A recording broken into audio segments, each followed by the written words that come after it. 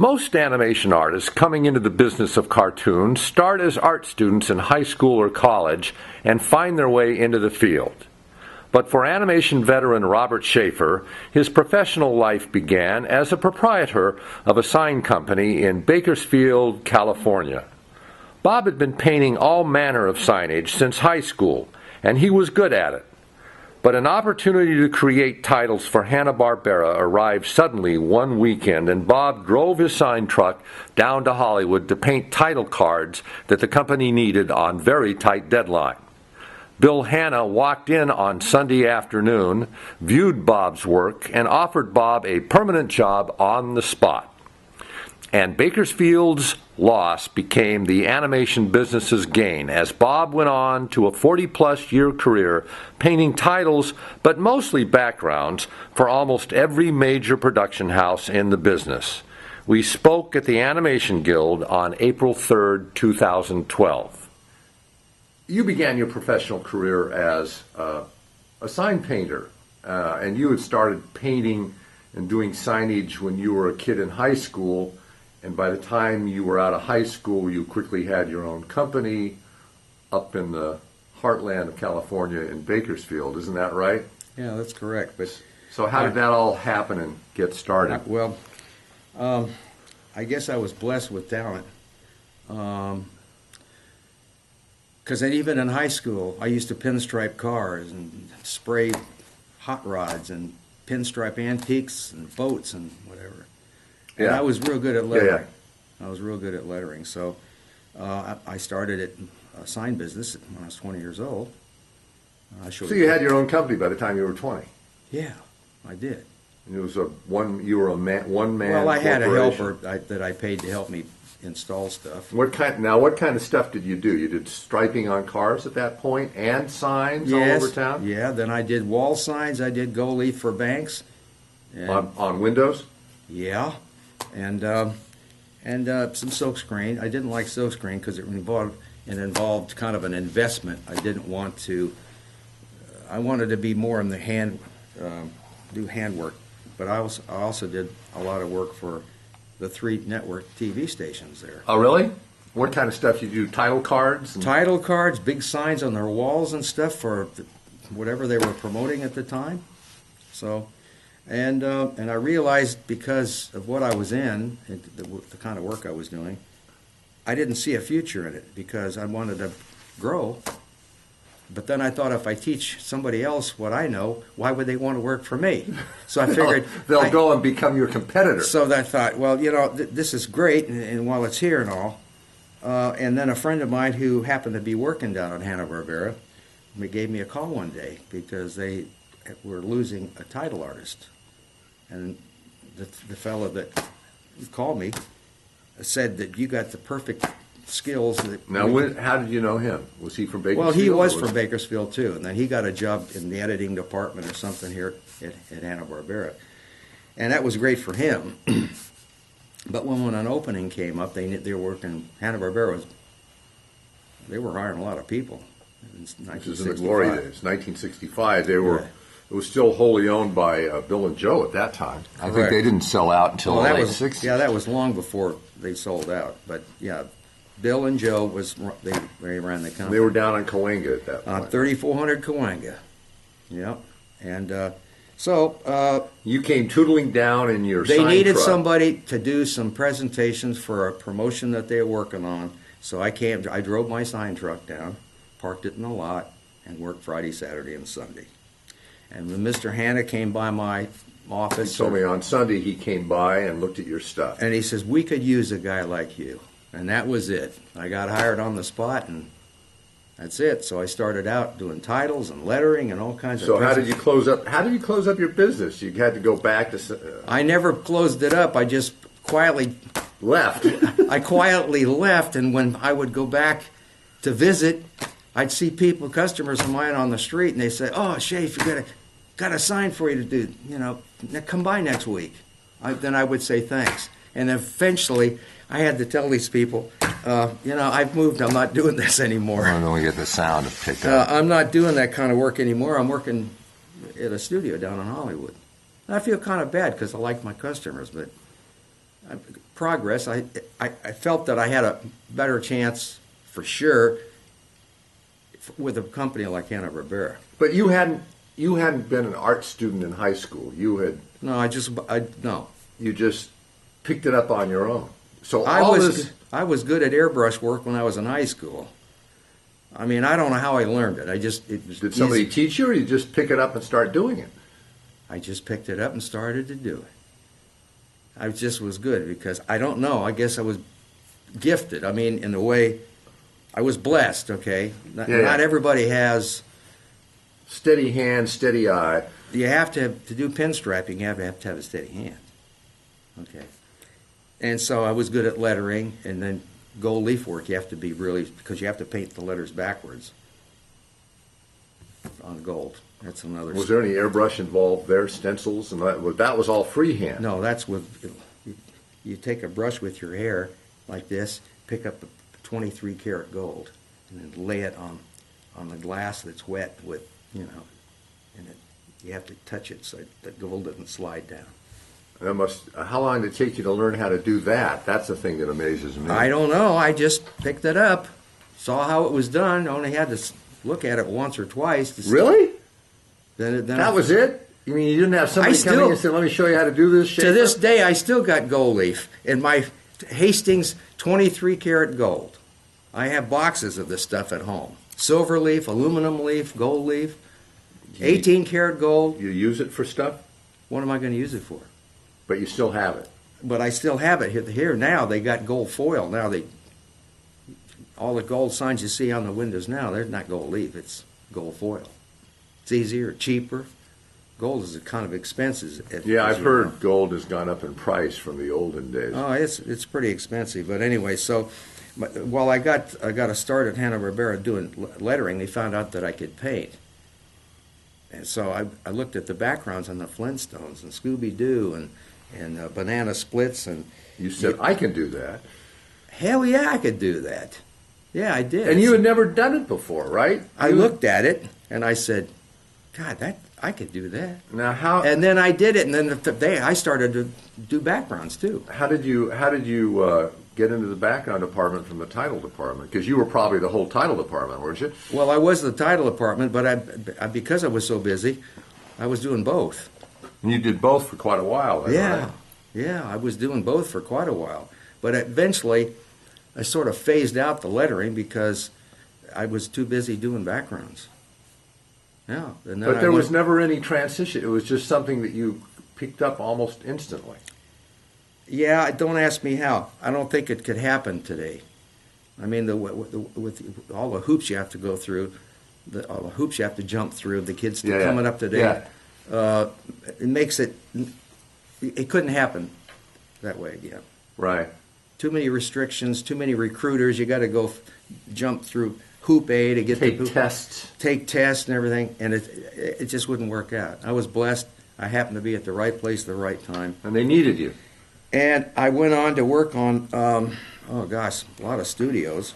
But wait a minute, let's stay with Hanna-Barbera for a minute. How long, you stayed with HB for quite a number of years, didn't you, initially? Yeah, about 8, 9 years. You were there 8 or 9 years. But what was the studio like in those days? Oh, well, they didn't have computers. And Xerox was first coming out, so they could transfer pencil drawings. And they still did all the animation there at that time when you started. Correct, they did. And the drawing of the animation was transferred on a Xerox, a real big, cumbersome conveyor belt type of thing. Well, I'll get that. Conveyor belt kind of thing that would charge the particles and keep the toner toner lines from being blown off and all that. Yeah. Real antiquated. Now they don't do it that way, of course, now. But and then they. What was the personnel and camaraderie of the studio like in those days? Because you were sort of there. It was great. It was great. They had the ink and paint department, the paint lab, and everybody got along, and it was a lot of fun. I'm not saying it wasn't fun at Disney later, but it was just different, and it was just really fun to be. I really enjoyed it. What memorable characters do you remember hanging out with, or who at HB? Yeah. Well, Jerry Eisenberg is one of them. Willie Ito, Iwo Takamoto, and a whole Mo Gollum. Remember him? Oh, yeah. Yeah, Layout guy. Well, he's a layout guy, but I had to deal with all these people because on presentation stuff, I would have to rely on Ewo or something to help do a drawing for something that they were promoting. And so I had to be in touch with everybody. And that was at the time when they had recording voices. All the recording was done on the premise. So the actors came through. You know, Mel Blanc and all that would, through a double set of glass windows and stuff, they would actually do the recording in there. And I had Don Jurwich tell me, he said he asked Mel Blanc about all those great Warner Brothers things, and he said it wasn't the right thing to say to Mel, because Mel went off about how Warner Brothers screwed him out of this and screwed him out of that. Well, you got to be careful. Yeah, for sure. But we haven't seen Don in a long time. He's doing well, doing big canvases and stuff like that. So Good for him. Yeah, I haven't seen Jerry in a while either. He's a member of the Academy, and I haven't seen him in a while. So maybe he's ill or out of town. But all these guys, and you were working closely with Bill and Joe, right? I worked with Bill mostly, and when it came to a creative idea or something, so once in a while I'd go to talk to Joe. He was more the writer, the story. He was the idea guy. He was the idea guy, and Bill was the hard, the nuts and bolts. the guy. nuts and bolts, crack the whip and get this production out. So, but it was really fun. I enjoyed it a lot, and then after that I went on for other studios, a lot of them. I've got them at a list. But yeah, so after what you went on to work on the Nine Lives of Fritz the Cat with Bakshi. What was Ralph like? It wasn't Ralph, it was Steve Oh, Krantz. that's right, because he had left after the first one, right? In fact, is the first one called Fritz the Cat I Right. didn't work on. But I worked on the Nine Lives of Fritz the Cat. And I don't know, that was the goriest piece of crap I've ever seen. Really? I mean, I hated it, but I worked on the backgrounds. All I cared about was did the backgrounds look good. Yeah, Okay, that's it. But as far as the story, and it didn't do nearly as well as the first one either. no, it was a crummy story. Anyway, that's my take on it. Right. But somebody else might love it. But Steve Krantz, who did you report to when you were working on Nine Lives of Fritz the Cat? Oh, I believe it was Steve Krantz, but there was three of us working in there at the time. Was that in Hollywood? Yeah, it was down on Sunset Boulevard. Yeah, I think it was Sunset. Yeah. Now, you had left HB, or were you doing this in addition to HB? Oh, don't ask me the time sequences because I went from one studio to the. 72. Yeah, but that was close. Close. It was maybe that was the next one, but then, gosh, I worked at. I'm gonna make a look here. Go ahead. Well, Hanna-Barbera, and then I worked. Yeah, Murakami Wolf. I did some work for them as well. But I spent a lot of time at Marvel. And Marvel was over on Oxnard Street in Van Nuys because they had a lot of people. They had about 300 shows that they were going to. They had a lot of, no, They had a lot of work. They had a lot of work. You spent a lot of time there. Moving from one studio to another, was it hard for you to pick up shifting styles, or were the styles just whatever you needed to paint, you could shift and paint? You didn't have trouble moving from one kind of background to another? No, but I got a reputation for doing realistic look stuff, adventure stuff. Yeah. The cartoony stuff, that would bore me to tears. Yeah. Okay, so they But you did your share of that too. Well, you did I you could did do the it, but that would- Flintstones and Scooby Doo. yeah, that would bore me to tears. So, they knew that I was good at doing certain things, and that's the work that they give me. All the cartoony stuff, Yeah. that would, like I said, bore me. So they gave it to other people. But I was always busy doing something. And after about, I guess I don't know how many years, quite a number of years, when it came to an end at Marvel, they were wrapping up all the production. Yeah. They asked me where I was going to go, and I said, I don't know. And they said, why don't you take your portfolio down to Disney when they were located on Cahuenga next to that restaurant? Right. And I said, okay, I took it down there, and I was about 100 portfolios, resumes there. And a week or so later, I get a call back saying, thank you, but no thanks. And you said, well, screw you, I'm not going to... Yeah, I said, the heck with this thing. I'll never, the hell with them. Anyway, and lo and behold, never thought I would, but the company that worked the longest was at Disney. So how did you end up going to Disney after Disney telling you to take a hike initially? Well, they didn't tell me to take a hike. They just didn't hire me. So I was upset about it, but I must have done something because eventually I worked on Land Before Time at Universal. So that's where you went when Disney said, we don't need you at the present time. Yeah, I went over to Universal and worked on 3 of them. You were up in the Black Tower. Well, that's before the earthquake. We had an earthquake, remember? Oh, yeah. And so my corner office was devastated. Good thing I wasn't in the building at the time. Good thing it was early in the morning. Huh? Correct. So, which is another story, but So on that how, day.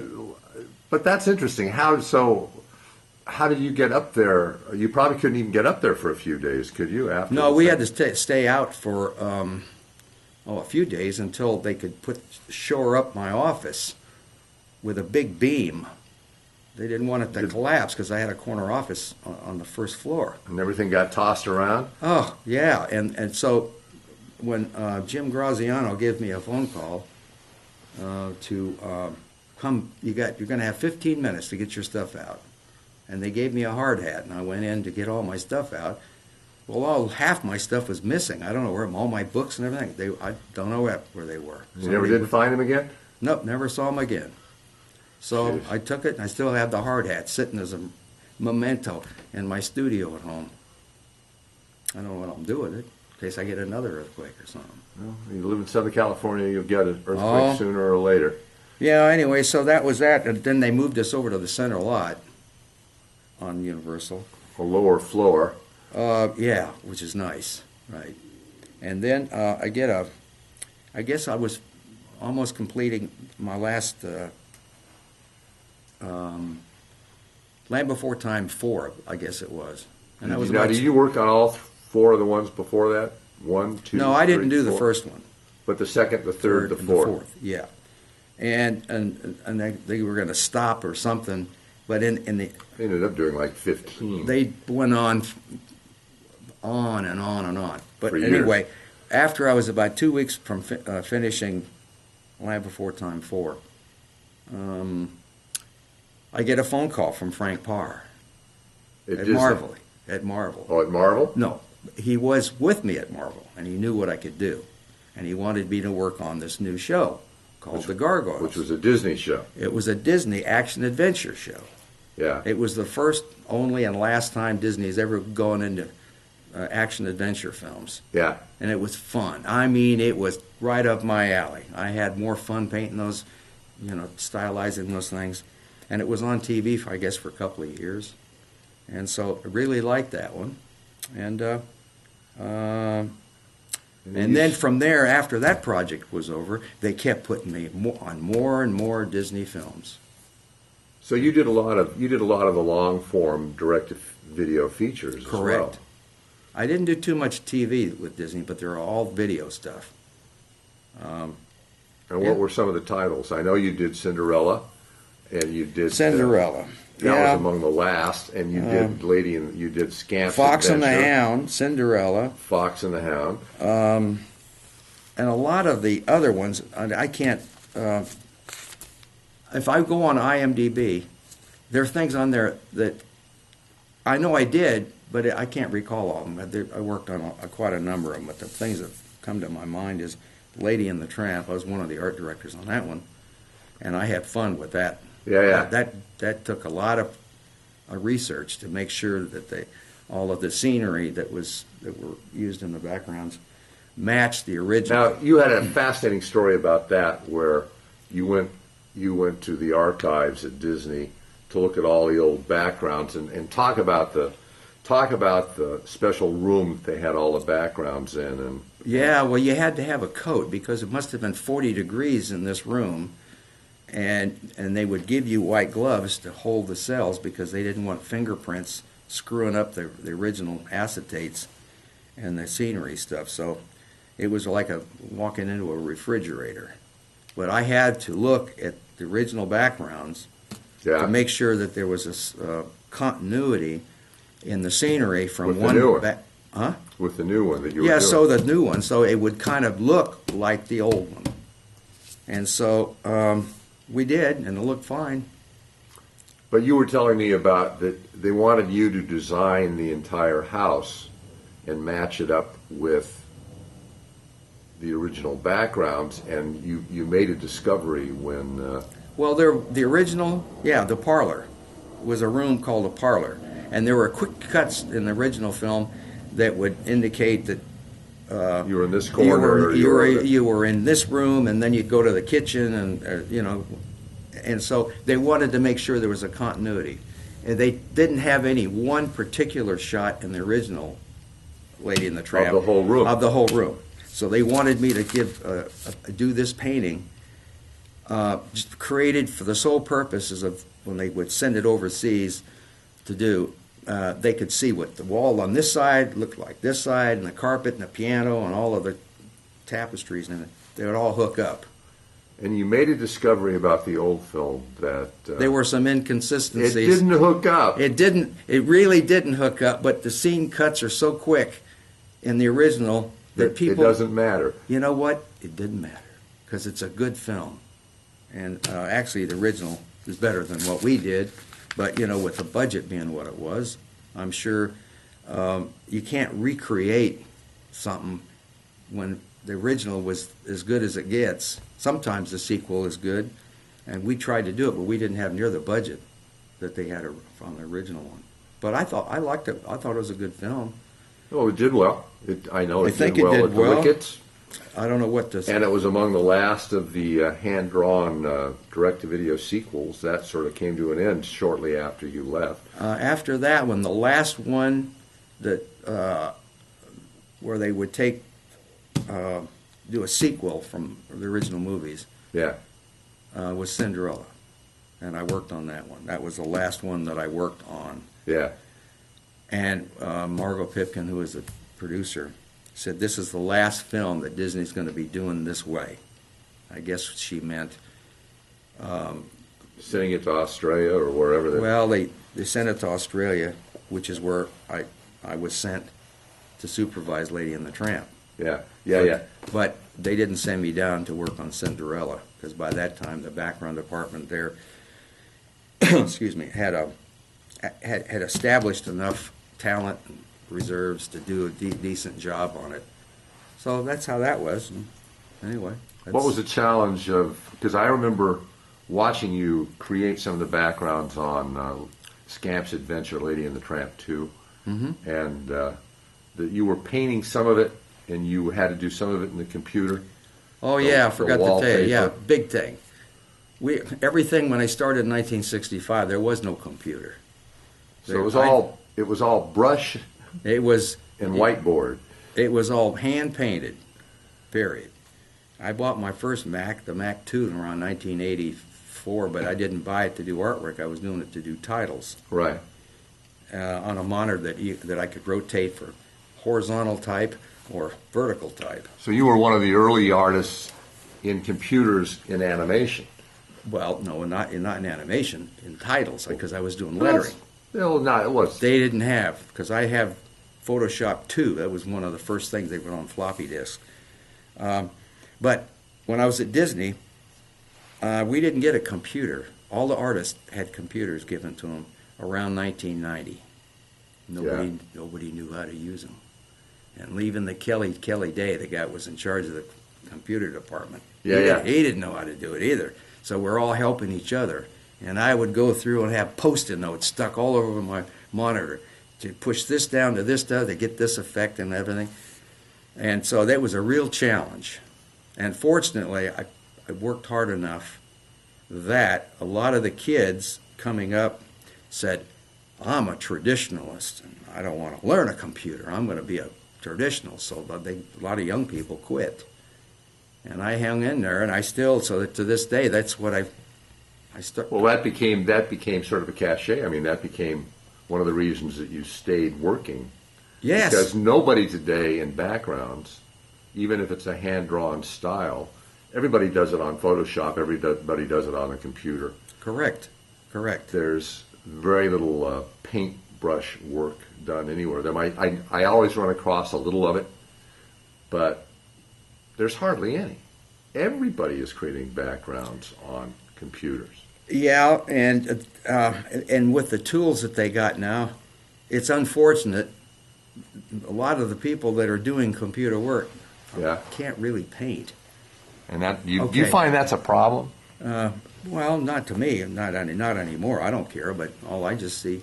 But do you think it's a problem for people not being able to paint an actual physical, whiteboard, canvas, whatever they're using with paints and Well, brushes? it used to be done on a background paper, illustration board. Yeah, I think so. It's so specialized now that they have guys that would do backgrounds or with, like, let's say these 3D characters. They have these guys that put hair on billiard balls. All they do is put hair on these, and that would bore me to tears. Yeah. It's all you've got Maya and Flash and all Finalists and these. Final Look and all that stuff. What is it? Final Cut Pro. But anyway, I'm glad I didn't have to deal with that because I did all my stuff on Photoshop where I wanted to have. I was responsible for the look of the whole scene. Yeah. And now they got it broken down, I guess, in so many things because of the 3D. Yeah. Yeah. That's basically. I could go on and on, but I won't. But what were the biggest challenges as you moved through your illustrious career? Were there, or did you were one of these guys that just drilled in and did it, and it wasn't a problem? I had fun on everything. Everything. The biggest challenge was to make the transition from hand painted to digital. And you were one of the pioneers doing that. I mean, you did that. If you you were were- doing that in 1990. if you remember right, there was a guy named John something that was above when your old Lancashire office. Yeah. He gave a Photoshop class, and I can't remember his name. Yeah. And nobody knew how to do it either because I was taking his class. I was taking classes everywhere. Yeah. Disney even paid to have us go down to AFI, Yeah. American Film Institute. Yeah, American Film and Institute.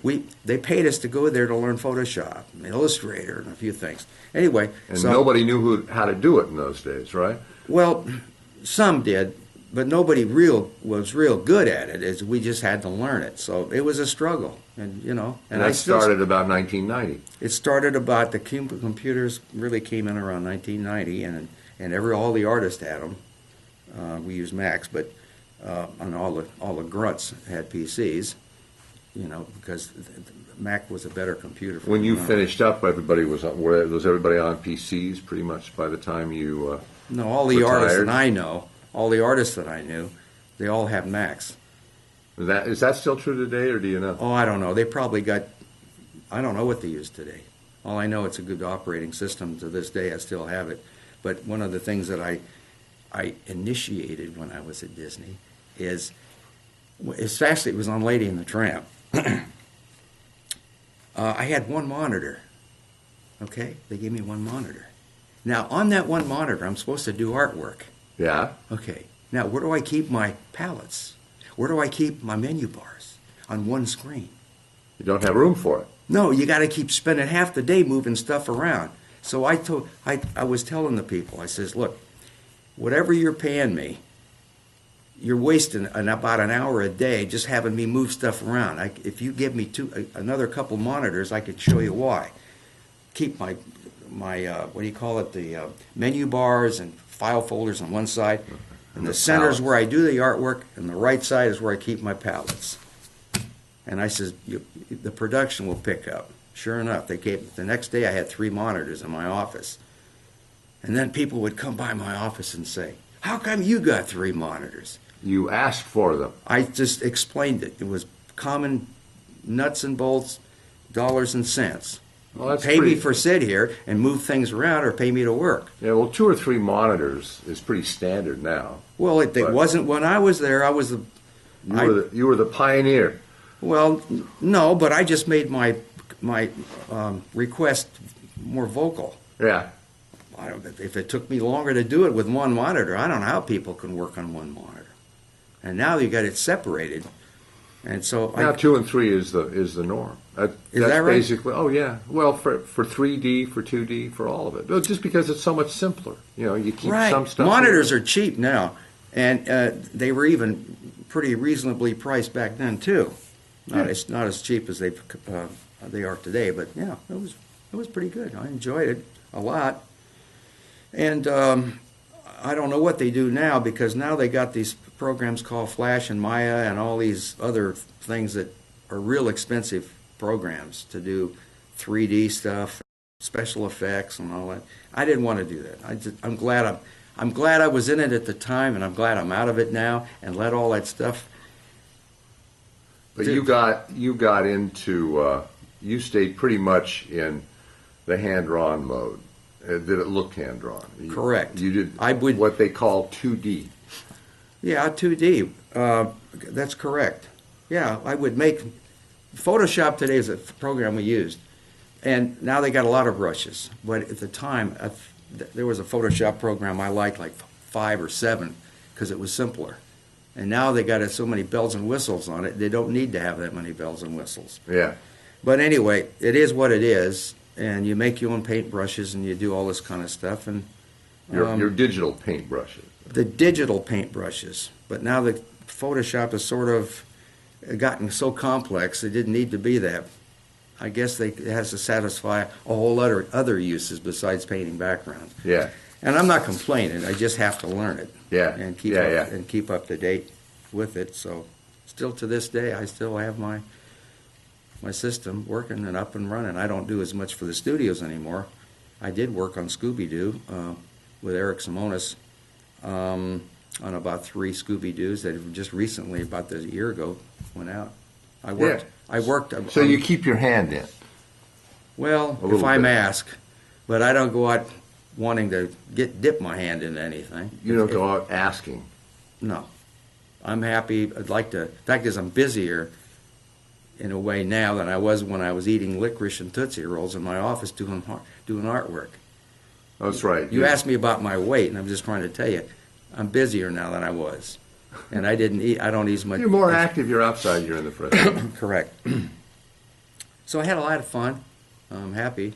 I didn't realize I was going to be here today because it I didn't. dragged you into this. You dragged me in here, but I don't mind. It's just I don't. I think there's other people out in this world who accomplished more, did more. Well, but you're one of the reason, Bob, I wanted to use you was because you painted backgrounds in the early days, not the real early days of Hanna-Barbera, but you were doing titles and backgrounds in the mid-'60s when they were still a relatively new studio.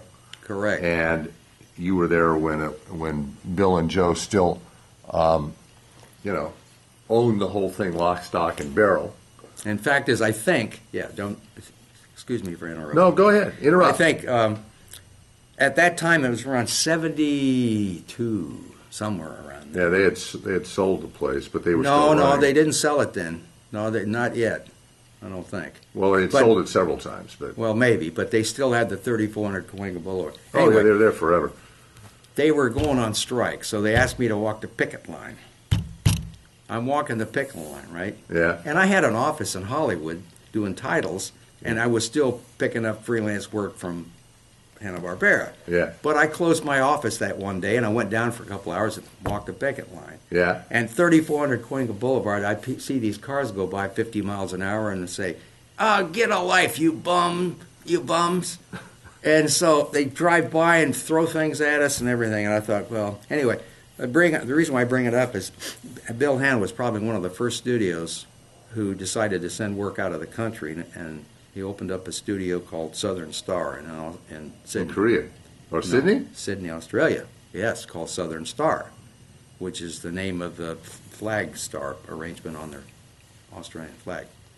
And so that was the beginning of work being sent out of the Sent out of the country. right. And then of course Korea came in, Japan first, and then Korea, and then China. Disney sent me to China. They sent me to Korea. They sent me to Australia. And now I guess the country of choice is India. I don't have any desire to go to India. Good thing. So did you ever end up going to Korea or Australia? I've been to Korea 3 times. I've been to China once. I've been to Australia. Yeah, all compliments of Disney. I mean, they needed somebody to supervise what they're doing. So I went over there and I enjoyed it. I didn't really like China. Australia was fun because I could speak the language. I can't speak Korean, and I certainly. Well, how are the art? And the artists? Talk about the artists in each place. In Australia, how are the artists? Well, I could speak English, so it was better. But when I go to Korea, we were on the Gargoyles. I was working at Disney at the time, and we were doing some scenes on Gargoyles. And I went over there, and the department, I had to have an interpreter because I can't speak Korean, right? So I was looking at the backgrounds, and they had painted bricks, you know.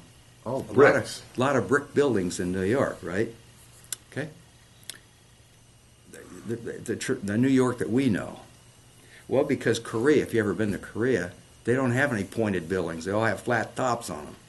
Did you know that? Because after the war, they had to rebuild the city. Okay. Yeah. Okay. So all they have flat top buildings. And so when the people were painting bricks, they made them look like huge concrete blocks. I says, what is this you're painting? And the interpreter said, bricks. I says, no. And I took the whole department downstairs because I knew there was a brick entry thing in the front of their building. I says, like that. This is a brick. It's about this big. And then they got it. Oh, I don't know. It was really a struggle. It was really a struggle, and I had to rely on the integrity and the accuracy of my translator. Yeah, absolutely. So it worked out okay, and the film got done, and it was okay. It just could have been done better had we done it in this country. But production costs being what they were, I guess it was cheaper to farm it out, even if they had to do sometimes it's not cheaper because when they muck it up overseas, then they bring it back here and they do it a second time. Well, Bill Hanna once said, he says, it's still cheaper to send it overseas if we have to do a 90% retake on films. 90% if it has to be reshot. Yeah. It's still cheaper to send it over there. Well, it's a no-brainer. I think I would disagree with him to the extent that it's only cheaper if they repair it over there. If you repair it here, you're essentially doing it once there, and then you're doing it once here. Well, whatever the reason is, to this day the work has gone overseas, and it's going to stay that way, I guess, because of the labor costs and the production costs in this country, I guess. I'm glad I didn't have to do it. I'm glad I had what I had. I happened to be at the right place at the right time with the right skills. And it couldn't happen today. Really? I don't think so. No, you got to jump through too many hoops. You got to have a lot of degrees or this or that, or I don't know what it is. But it was simpler and easier. And you had your high school diploma and your paint. Oh, I went to college, but I didn't take the art classes. What was your major in college? Was art. But you know what? To this day, I still go to classes over here at Cal State Northridge. I don't even need it. I wanted to learn how to paint oil, so I took an oil painting class. And it's a piece of cake too. It's not as easy to paint as vinyl. You have to be careful and be patiently wait for things to dry. That's kind of boring. So you had about 10 or 15 years painting on a computer. Yeah, that's correct. All together. Yeah, that's right. So the two mediums, the computer or doing it with paintbrushes and, knives and all that, which do you prefer? Well, I guess I have to say the computer's easier. But in order to be good on the computer, you better be a good painter to start with. Because when I was teaching classes up here at Woodbury, I found out that it's easy to paint a sky with a computer. You just lay it in. You gradient tool and just grade in. But they ask them with a real paintbrush how to paint it. They can't do it. Oh, it's disastrous. And if you can learn how to paint for real and observe what nature has, like leaves and the clouds and the time of day and the distance factor and things. I mean, I don't know where these kids get off. I don't know where they go to school, or even if they, I don't know, just it's awful. Yeah. So I used to have a class where it was hand painted on one day, and a couple of days later I teach them how to do the same thing on a computer, which is a good way to do. Computer's kind of easy in a way, but that doesn't make you a good painter. What makes you a good painter? Knowing how to do it for real and understanding why you're doing it, like the highlights on things and the distance factor. I mean, mountains at a distance are not going to be as intense in color as foreground objects. So you have to be a keen observer of what's Correct. going on. And by the way, this guy Glenn Vilppu. Yeah, he was a great guy because he told me how to think in depth and stuff. He was good. I took figure drawing from him. Yeah, that's fine. He's a good guy. I also at Art Center took a class from Sam McKim. You know him? Know the name. Talk about Sam. Huh? Sam was a great artist at Disney, but I took a painting class, an illustration class at Art Center when I was down on 3rd Street. And to this day, I've got a painting hanging in my house that I painted in his class. It's a picture of a decorated Santa Claus sitting in a chair with a pipe. And I had to draw it and paint it, and I had 3 hours to do it. It was a model, right? It was a model, sitting model, but I have it framed, and it's up, and I drew it and painted it in 3 hours. You have to be pretty spiffy to moving along. You can't dally.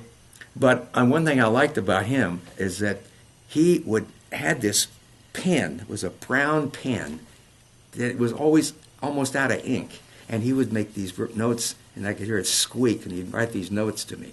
Yeah. And I still have all of my drawings from that class with his little notes on it, and it was really fun. I mean, I kept them because I just kept them.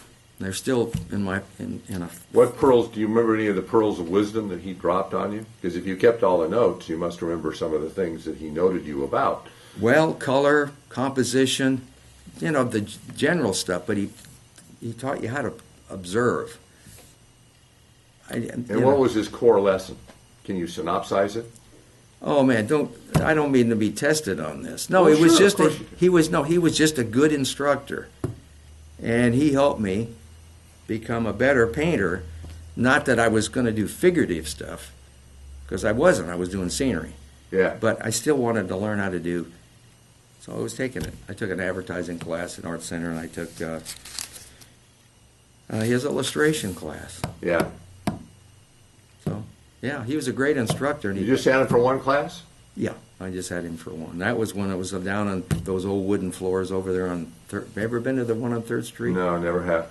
Well, I've been there, but I haven't been to the new In Art Pasadena? Center. Yeah, never. I just had no interest in going there. Well, you've done it. I You've been don't there, have any done that. reason, but I just know that it's a great school. Great school.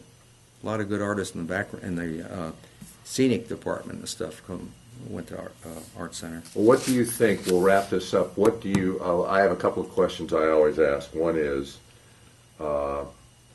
in the animation biz, and in the animation world, the 5 best animation features, shorts, TV shows that either you worked on or that inspired you when you were working on something else. Disney features. You talked about Lady and the Tramp. Yeah, I guess so. Lady and the Tramp was the most challenging to me. What made it challenging? Was Because it just had- the intensity of, because it had to be accurate. And and you had to match the 1955. yeah, I wanted to make it look like the original, and the quality control on it. I enjoyed that challenge. But some of the other things, like the Flintstones originally, you could get away with murder on that stuff because if you make a cave thing, you take a sponge and go Yeah. right, and then you cut in lines of the cracks and stuff. That was kind of easy. it was easier to do. So Lady and the Tramp was about the most challenging. Cinderella was probably challenging too, wasn't it? That was done on a computer. Lady and the Tramp, part of it was. What part was done in the computer? You told me the wallpaper. The wallpaper. The carpet, I did the layout for it, but I hand painted the carpet on this one scene. But the wallpaper actually did a paste because they can put it all together and then taper it and make it fit the wall perfectly. And so that's what I did. I'd show it to you today, except I didn't know I was going to. You didn't bring it. I didn't bring it, but we can insert it later, I guess, if you want. Take a look at it. And then you still have that background then, huh? Well, no. Nobody. I don't know where that background is because Buy the video. No, I don't know. The studio has it. I'll tell you what, for what they paid me, because they wanted me to finish this background so everybody could look at it and know what that room looked like. Right. So that's a master shot of the entire. But it wasn't to be used in the film. It wasn't drawn for that purpose. It was just drawn as a reference of what this parlor. So when you cut in, you knew where to be and what to put. The colors, the colors of the, whatever. I guess it sounds kind of boring now, but it was a challenge at the time. What? So Lady and the Tramp would be one. What would be 3 or 4 others? Fern Gully. I worked on Fern Gully. Then I worked on The Jetsons, the movie. Biker Mice from Mars. I had fun on that one when I was working at Marvel. Fox and the Hound was pretty fun.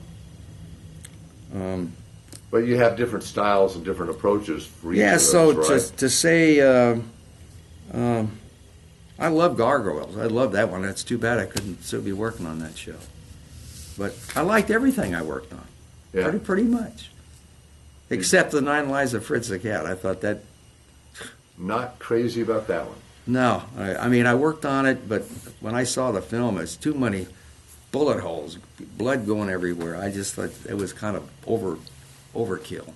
No pun I can understand. No pun intended, but it was overkill. So, what do you take away from, to wrap this up, what do you take away from because you were in the business for like 43, 44 years working steadily. Yeah. And you probably were hardly ever laid off in all that time. Probably in the total of that many years, maybe 6 months total, going from one project to the next. I was lucky, really. I was just lucky. And you had the right skill set and the right work ethic. I guess so. That's all I can attribute it to. I mean, now with the it used to be years ago though at Hanna-Barbera, it used to be seasonal. Yeah. You'd work for the season. Yeah. And then they would go and they'd lay everybody off for a while and then come back. But because I was in the title department doing presentation, I was the only guy working there. So you work year round. I would work year round. And so the other people, animators and stuff, wouldn't be working. Yeah. They'd have to come back when the season kicked up again. So in a way, I had a good life. You know, Yeah. Well, I did. and you worked straight through until you decided. What prompted you to say, "Okay, I've done enough. I'm hanging it up"? Well, I was 67. I was finishing up Cinderella, and it was getting close to the end of the year. And if Margot Pipkin, the producer, said that this was the last film that's going to be done this way, I figured, well, maybe she's trying to tell me something. Well, no, I just looked at it, and then I says, I'm 67. I got to put a cork in my life somewhere in this job thing, somewhere. Yeah. So I decided, well, I'll wait for a month or two. I didn't get a call, so I just went right down, file for. Well, not unemployment, but I put in for my retirement. Retirement and Social Security at the same time. Yeah, that's it. So that's it. And since then, you have been teaching and painting for fun, right? Yeah, I spent a lot of time helping and doing a lot of artwork and stuff and signs for my church. So you're back. So you've sort of come full circle. You've come back to the signs. Yeah, I don't do pinstripe anymore. My eyes are too bad to do that. But the other kind of signs, I can still do. I have a photograph hanging in my studio wall. Yeah. Of the background department at Hanna-Barbera, and I think it was in around 1972. Yeah. okay? And I had a mustache, and I Yeah. had a lot of hair, which I don't have today. Yeah. And I had paisley pants, paisley velour pants, and high heel shoes. Boy, You were a dandy. no, I guess that was the style at the time. And I look back and I laugh, and that was me.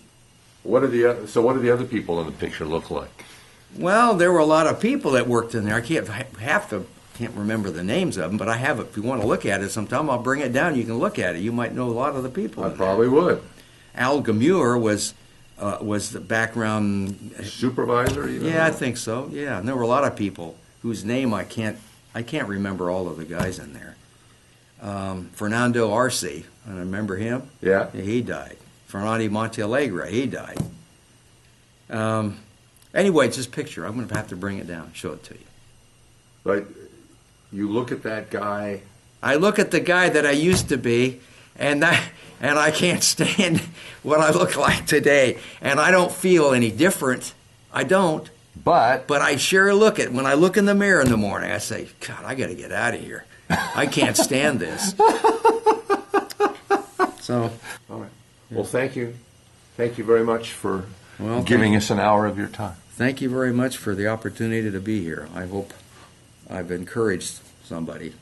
You have.